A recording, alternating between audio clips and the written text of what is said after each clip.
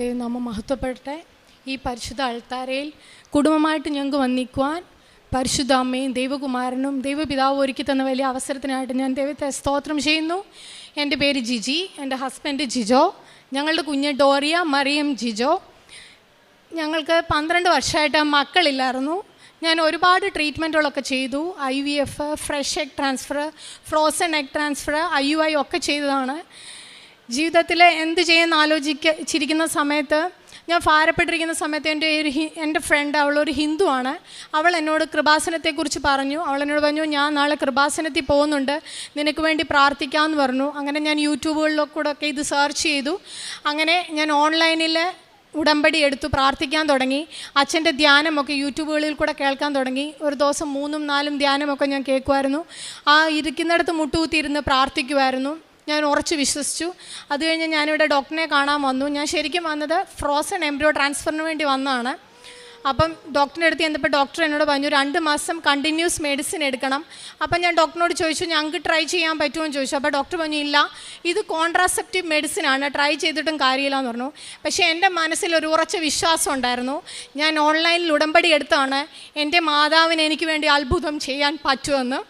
ഞാൻ ഡോക്ടറിനോട്, ഞാൻ എൻ്റെ ഹസ്ബൻഡിൻ്റെ പെർമിഷൻ പോലും ചോദിച്ചില്ല. ഞാൻ പറഞ്ഞു, ഇല്ല ഡോക്ടർ, എനിക്ക് മെഡിസിൻസ് വേണ്ട, ഞാൻ ട്രൈ ചെയ്യട്ടെ എന്ന് പറഞ്ഞു.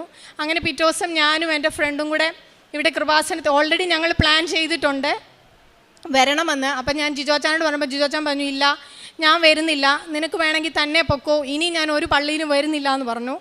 അപ്പോൾ അന്ന് രാത്രി ഞാൻ കിടന്നപ്പോൾ ഞാൻ പ്രാർത്ഥിച്ചു, മാതാവേ, നിനക്കൊന്നും അസാധ്യമായിട്ടില്ലല്ലോ, ഞാൻ ഇനി സംസാരിക്കത്തില്ല, നീ സംസാരിക്കണം, നീ പറയണം, എന്നെ നാളെ ഇവിടെ കൊണ്ടുവരാൻ. അപ്പോൾ രാവിലെ എണീറ്റപ്പോൾ എന്നോട് ജിജോച്ചാൻ പറഞ്ഞു, ഇല്ല ഞാൻ നിന്നെ കൊണ്ടുപോകാമെന്ന് പറഞ്ഞു. ഞങ്ങൾക്ക് ഭയങ്കര സന്തോഷമായി. അങ്ങനെ ഞാനും ഹസ്ബൻഡും എൻ്റെ ഫ്രണ്ടും ഹസ്ബൻഡും കുഞ്ഞും കൂടെ ഇവിടെ വന്നു. അപ്പോൾ ഇവിടെ വന്ന് വാതുക്ക വന്നപ്പം ഇവിടെ ചെരുപ്പ് ഊരണമല്ലോ. അപ്പം ഞാൻ ജിജോച്ചാ ചെരുപ്പ് ഊരാം. അപ്പോൾ ജിജോച്ചാൻ പറഞ്ഞു, എന്നെക്കൊണ്ട് പറ്റത്തില്ല ചെരുപ്പ് ഊരാൻ, എൻ്റെ കാലയിൽ മണ്ണും പൊടിയാവുമെന്ന് പറഞ്ഞു. അപ്പം ഞാൻ പറഞ്ഞു, സാരയില്ല, ഞാനത് കഴുകി തുടച്ച് തരാം. നമ്മൾ ഒരുപാട് ആശുപത്രികളിൽ കാലിൽ മണ്ണും പൊടിയായിട്ട് നടന്നിട്ടുണ്ട്. കാരണം ഞാൻ UK ഞങ്ങൾ സെറ്റിലായിരിക്കുന്നത്. ഞാൻ അവിടെയാണ് ജോലി ചെയ്യുന്നത്. ഞങ്ങൾ UK ട്രീറ്റ്മെൻറ്റ് ചെയ്തിട്ടുണ്ട്, ചെന്നൈയിൽ ട്രീറ്റ്മെൻറ്റ് ചെയ്തിട്ടുണ്ട്, ദുബായിൽ ട്രീറ്റ്മെൻറ്റ് ചെയ്തിട്ടുണ്ട്. അവിടെ ഒന്നും സക്സസ് ആയിട്ടില്ല. അങ്ങനെ ഇവിടെ വന്നു. അങ്ങനെ എൻ്റെ ഹസ്ബൻഡ് കയറി വന്നു. ഇവിടെ ഇരിക്കുന്ന 13ാമത്തെ കൗണ്ടറിലെ മാതാവിൻ്റെ അടുത്ത് വന്ന് എൻ്റെ ഹസ്ബൻഡ് വന്ന് പ്രാർത്ഥിച്ചു. അങ്ങനെ ഞാനിവിടെ ഒരു ചേച്ചിയെ കണ്ടു. അപ്പം ഞാൻ ചേച്ചിയോട് പറഞ്ഞു, ചേച്ചി, ഞാനിങ്ങനെ ഓൺലൈനിൽ ഉടമ്പടി എടുത്തിട്ടുണ്ട്, ചേച്ചി എനിക്ക് ഇച്ചിരി തൈലം തരാമോ? കാരണം ഞാൻ സാക്ഷ്യത്തിലൊക്കെ കേട്ടിട്ടുണ്ട്, തൈലം വയറ്റിൽ പുരട്ട് പ്രാർത്ഥിച്ചാൽ കുഞ്ഞുങ്ങളായ സാക്ഷ്യങ്ങളൊക്കെ. അപ്പോൾ ആ ചേച്ചിനോട് പറഞ്ഞു, മോളെ, അത് എനിക്ക് തരാൻ പറ്റത്തില്ല. എൻ്റെ ഇങ്ങനെ പറഞ്ഞു, മുത്തേ, നീ ഇവിടെ വന്ന് ഉടമ്പടി സാക്ഷ്യം എടുക്ക്, 3 മാസത്തിനുള്ളിൽ മാതാവ് നിനക്ക് അത്ഭുതം കാണിച്ചു തരുമെന്ന് പറഞ്ഞു. ഞാൻ ഒത്തിരി കരഞ്ഞു, അവിടെ നിന്ന് പ്രാർത്ഥിച്ചു. ഞാൻ തിരിച്ചു പോയി. നവംബർ 7-ാം തീയതി ഞങ്ങളിവിടെ ഒരു ഹോട്ടലിൽ റൂം ബുക്ക് ചെയ്തു. നവംബർ 8-ന് ഞാനും എൻ്റെ ഫ്രണ്ടും കൂടെ ഇവിടെ വന്ന് 5 മണി ആയപ്പോഴത്തേക്ക് ഇവിടെ കൗണ്ടറിൽ വന്നു, ടോക്കൺ എടുത്തു, ഉടമ്പടി എടുത്ത് ഞാൻ തിരിച്ചു പോയി. ഇടയ്ക്കൊക്കെ ഇവിടെ വരുമായിരുന്നു. അതുപോലെ ഒരു ദിവസം വ്യാഴാഴ്ച ദിവസം ഞാനിവിടെ വന്നു. അന്ന് സാധാരണ നമ്മുടെ ജോസഫ് അച്ഛൻ ഉണ്ടാകുന്ന ദിവസമല്ല. അത്ഭുതം എന്ന് പറയട്ടെ, ഞാൻ അവിടെ ക്യൂവിൽ നിൽക്കുക. അപ്പോൾ അച്ഛൻ ഇങ്ങനെ വെഞ്ചരിച്ച വെള്ളം തളിക്കുന്നുണ്ട് ഒരച്ഛൻ ആ കൗണ്ടറിൽ ഇരുന്ന്. അപ്പം ഞങ്ങളും ആ ക്യൂവിൽ നിന്നു. അപ്പം പെട്ടെന്ന് ജോസഫ് അച്ഛൻ എൻ്റെ മുമ്പിൽ കൂടെ നടന്നു പോയി. അതെനിക്ക് വിശ്വസിക്കാൻ പറ്റാത്തൊരു കാര്യമായിരുന്നു. അതെല്ലാം കഴിഞ്ഞ് ഞങ്ങൾ ഈ പള്ളിക്കകത്ത് വന്നിരുന്നപ്പം മാതാവിനോട് നോക്കി ഞാൻ സംസാരിക്കും. അപ്പം മാതാവിനോട് പറയുക, ഞാൻ നേരിൽ പ്രത്യക്ഷപ്പെട്ട മകൻ നിൻ്റെ മുമ്പിൽ കൂടെ കടന്നു പോയില്ലേ, നീ എന്തിനാ വിശ്വസിക്കാതെ ഭാരപ്പെടുന്നേ, ധൈര്യമായിട്ടിരിക്കാൻ. ഞാനങ്ങനെ ധൈര്യത്തോടെ വീട്ടിൽ പോയി. ഞാൻ മാതാവിൻ്റെ ഒരു രൂപം ഉണ്ടായിരുന്നു. അന്ന് ഞാൻ മേടിക്കാൻ ചെല്ലുമ്പോൾ ആ ഒരൊറ്റ രൂപമേ ഉള്ളൂ ആ കടയിലിരിക്കുന്നത്. അത് ഞാൻ മേടിച്ചു. അതിൻ്റെ അടിയിൽ ഞാൻ ലെറ്റർ എഴുതി വെച്ചു, അമ്മേ മാതാവേ, എൻ്റെ ഈ ബർത്ത്ഡേക്ക് നീ എനിക്ക് സമ്മാനമായിട്ടൊരു കുഞ്ഞിനെ തരണം. ഈ നീണ്ട 12 വർഷക്കാലം ഞാൻ ഒരുപാട് ആശുപത്രികളിൽ പോയി, ഇനി എനിക്ക് പറ്റത്തില്ല. ഈ ലോകത്തിൽ എന്നെ ഒരു സ്ത്രീയായി നീ ജനിപ്പിച്ചിട്ടുണ്ടെങ്കിൽ എനിക്കൊരു അമ്മയാവാൻ പറ്റണമെന്നുള്ള വാശിയോടെ ഞാനൊരു ലെറ്റർ എഴുതി വെച്ചിട്ട് ഞാൻ പറഞ്ഞു, ഈ ലെറ്റർ നീ നിൻ്റെ തിരുക്കുമാരനും അയച്ചു കൊടുക്കണമെന്ന് പറഞ്ഞു. അവിടെ എഴുതി വെച്ച് പ്രാർത്ഥിച്ചു. നവംബറിൽ ഞാൻ ടെസ്റ്റ് ചെയ്തു, നെഗറ്റീവായിരുന്നു. ഡിസംബറിലാണ് എൻ്റെ ബർത്ത്ഡേ. ഞാൻ 19-ാം തീയതി ചെക്ക് ചെയ്തപ്പം പോസിറ്റീവായിട്ട് കണ്ടു. എനിക്കതെങ്ങനെ പറയണമെന്ന് അറിയത്തില്ല. അപ്പോൾ എൻ്റെ ഹസ്ബൻഡ് ഡൈനിങ് റൂമിലിരിക്കുക. ഞാൻ ഓടി വന്ന് പ്രാർത്ഥിച്ചപ്പോഴേ ഹസ്ബൻഡ് മനസ്സിലായി ഞാൻ എന്തിനാണ് ഓടി വരുന്നതെന്ന്. അപ്പം ഞാൻ പ്രാർത്ഥിക്കുന്ന സ്ഥലത്തോട്ട് ഓടിപ്പോയി. ഞാൻ പറഞ്ഞു, ജിജോച്ച ഒന്ന് വരാൻ പറഞ്ഞു. ഹസ്ബൻഡ് ഓടി വന്നു. ഞാനിത് കാണിച്ചു. കാരണം എൻ്റെ ഒരു ഇതായിരുന്നു, ഞാൻ മാതാവിൻ്റെ മുമ്പിൽ വെച്ച് ഇത് പറയത്തുള്ളൂ എന്ന്. അപ്പം ഞാൻ മാതാവിൻ്റെ രൂപത്തിന് മുമ്പ് ഇത് കാണിച്ചു. ഞാൻ പറഞ്ഞു, ജിജോച്ച ദേ. അപ്പം ജിജോച്ചാൻ അവിടെ മുട്ടുകുത്തി പ്രാർത്ഥിച്ചു. ഞാൻ സത്യത്തിൽ വളരെ പ്രഗ്നൻ്റ് ആയ കാരണം എനിക്ക് അധികം പ്രാവശ്യം ഇവിടെ വരാൻ പറ്റിയില്ല. പക്ഷേ ജിജോ അച്ഛൻ ആഴ്ചയിൽ പറ്റുന്നിടത്തോളം സമയം അത്രയും ഡ്രൈവ് ചെയ്ത്, ഞങ്ങൾ തിരുവല്ലയിലാണ് താമസിക്കുന്നത്. എനിക്ക് പ്രഗ്നൻ്റ് ആയ സമയത്ത് ഞാൻ എറണാകുളത്തായിരുന്നു.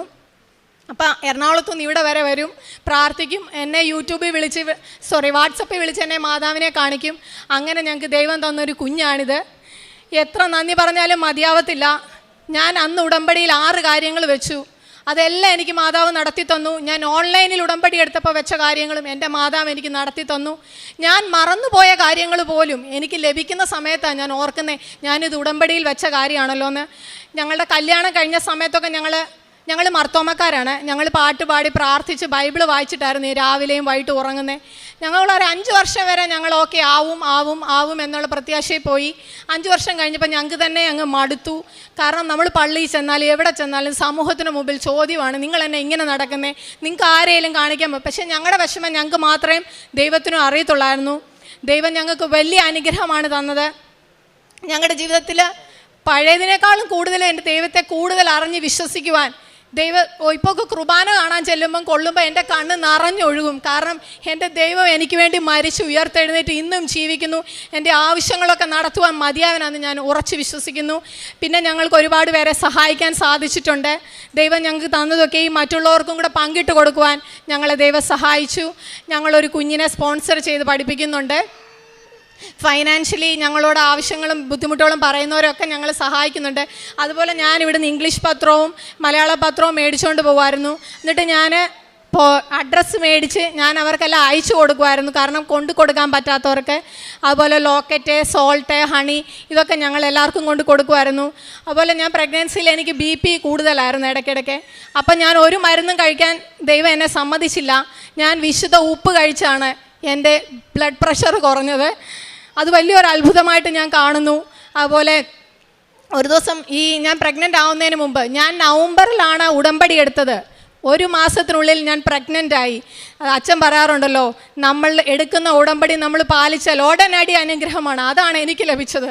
അതാണ് എനിക്ക് എല്ലാവരോടും പറയാനുള്ളത്. നമ്മൾ വിശ്വസിച്ചോ, ദൈവം നമുക്ക് വേണ്ടി അത്ഭുതം പ്രവർത്തിക്കാൻ മതിയാവനാ. നമ്മുടെ മാതാവ് നമുക്ക് വേണ്ടി പ്രാർത്ഥിക്കും. അതെല്ലാം ഞാനത് ഉറച്ച് വിശ്വസിക്കുന്നു. അതുപോലെ ഞാൻ ഒരു ദിവസം പ്രാർത്ഥിച്ചുകൊണ്ടിരിക്കുമ്പോൾ എൻ്റെ പച്ചത്തിരി അതൊരു റോസാപ്പൂവായിട്ട് വിരിയുവാണ്. അത് കണ്ടപ്പോൾ എനിക്ക് ഉറപ്പിച്ചു, ഞാൻ ഈ പ്രാവശ്യം ദൈവം എനിക്ക് കുഞ്ഞിനെ തരും. ഞാൻ ഉറച്ച് വിശ്വസിച്ചു.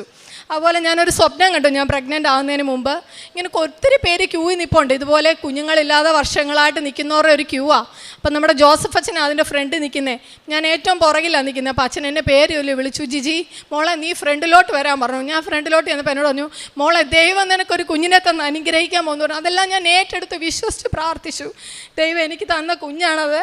ഞാൻ എൻ്റെ വയറ്റിലെന്നും ഇവിടുന്ന് പോയി ഞാൻ ഉടമ്പടി എടുത്ത് അന്ന് തൊട്ട് എൻ്റെ വയറ്റിൽ ഞാൻ എൻ്റെ കുഞ്ഞിന് ജന്മം കൊടുക്കുന്നുണ്ട് വരെ എൻ്റെ വയറ്റിൽ ഈ തൈലം കുരിശിട്ട് വരച്ച് പ്രാർത്ഥിക്കുമായിരുന്നു, മാതാവേ നല്ല ആരോഗ്യമുള്ള ഒരു കുഞ്ഞിനെ എനിക്ക് തരണേ. ഞാൻ പറയുമായിരുന്നു, എനിക്കൊരു പെൺകുഞ്ഞാണെങ്കിൽ ഞാൻ എൻ്റെ അമ്മ മാതാവിൻ്റെ പേരിടുമെന്ന്. അങ്ങനെ ദൈവം എനിക്ക് അനുഗ്രഹിക്കപ്പെട്ട ഒരു കുഞ്ഞിനെ തന്നു, ഒരു കുഴപ്പമില്ലാതെ. അവൾക്ക് ഞാൻ ഡോറിയ മറിയം ജിജോ എന്നിട്ടു പേര്. ഡോറിയ എന്ന പേരിൻ്റെ അർത്ഥം ദൈവത്തിൻ്റെ ദാനമെന്നാണ്. അമ്മ മാതാവിൻ്റെ പേരും ഞാൻ അവൾക്ക് ചേർത്തിട്ടു. അങ്ങനെ ഞങ്ങളുടെ എല്ലാ ആഗ്രഹങ്ങളും ദൈവം നടത്തി തന്നു. ഞാൻ അലാം വെക്കുമായിരുന്നു ഉടമ്പടി എടുത്ത സമയത്ത് രാവിലെ പ്രാർത്ഥിക്കാൻ വേണ്ടി. 5 മണിയൊന്നുമല്ല, 3 മണിയാകുമ്പോഴേ ഞാൻ ഉണരും. പിന്നെ എനിക്ക് അലാമിൻ്റെ ആവശ്യമില്ലാതായി. എനിക്ക് രാവിലെ എണ്ണീറ്റാൽ പ്രാർത്ഥിക്കണം. ഞാൻ പ്രാർത്ഥിച്ച് കൊന്ത ചൊല്ലി ഡെയിലി ബ്രെഡ് കണ്ട് അത്രയും ചെയ്ത് കഴിഞ്ഞാലും പോയി കിടന്നാലും എനിക്ക് ഉറക്കം വരത്തില്ല. പിന്നെ ഞാൻ എൻ്റെ ഡയറികളിൽ എഴുതുമായിരുന്നു, ദൈവത്തിനൊന്നും അസാധ്യമായിട്ടില്ല. ഞാൻ അത് എഴുതി എൻ്റെ ഡയറി തീർത്തു. മക്കൾ ദൈവത്തിൻ്റെ ദാനമാണ്, ഉദരഫലമാണ്. അതെല്ലാം ഞാൻ എഴുതി വെച്ച് പ്രാർത്ഥിച്ചു. ദൈവം അതെല്ലാം എനിക്ക് അത്ഭുതം എനിക്ക് തന്നു. എനിക്ക് സിസേറിയൻ ആയിരുന്നു. ഞാൻ സിസേറിയന് കയറിയ സമയത്തും ഞാൻ എൻ്റെ മാതാവിൻ്റെ കാശിരൂപവും കൊന്തയും കൈ പിടിച്ചാണ് ഞാൻ സർജറിക്ക് കയറിയത്. അതുപോലെ ഞാൻ സ്കാനിങ്ങിനൊക്കെ പോകുമ്പം മാതാവിൻ്റെ കാശിരൂപം എൻ്റെ ശരീരത്തിൽ ഞാൻ കുത്തിവെക്കുമായിരുന്നു. എന്നിട്ട് ഞാൻ പ്രാർത്ഥിക്കുമായിരുന്നു, സ്വർഗസ്ഥനായ പിതാവേ നന്മ നിറഞ്ഞ മറിയമേ എല്ലാം പ്രാർത്ഥിച്ചായിരുന്നു ഞാൻ സ്കാനിങ് റൂമിൽ കിടന്നുകൊണ്ടിരുന്നത്. ഇത്രയും അനുഗ്രഹം തന്ന ദൈവത്തിന് ഞാൻ 1000 നന്ദി പറയുന്നു. ദൈവനാമം ഇനിയും മഹത്വപ്പെടട്ടെ. അനേകായിരങ്ങൾക്ക് ഈ കൃപാസന മാതാവിലൂടെ അനുഗ്രഹം ലഭിക്കട്ടെ എന്ന് ഞാൻ പ്രാർത്ഥിക്കുന്നു. നിങ്ങളെല്ലാവരും എനിക്കും എൻ്റെ കുടുംബത്തിനും വേണ്ടി പ്രാർത്ഥിക്കണം. 102 സങ്കീർത്തനം 18 തിരുവചനം. ഭാവി തലമുറയ്ക്ക് വേണ്ടി ഇനിയും ജനിച്ചിട്ടില്ലാത്ത ജനം അവിടുത്തെ സ്തുതിക്കാൻ വേണ്ടി ഇത് ആലേഖനം ചെയ്യപ്പെടട്ടെ.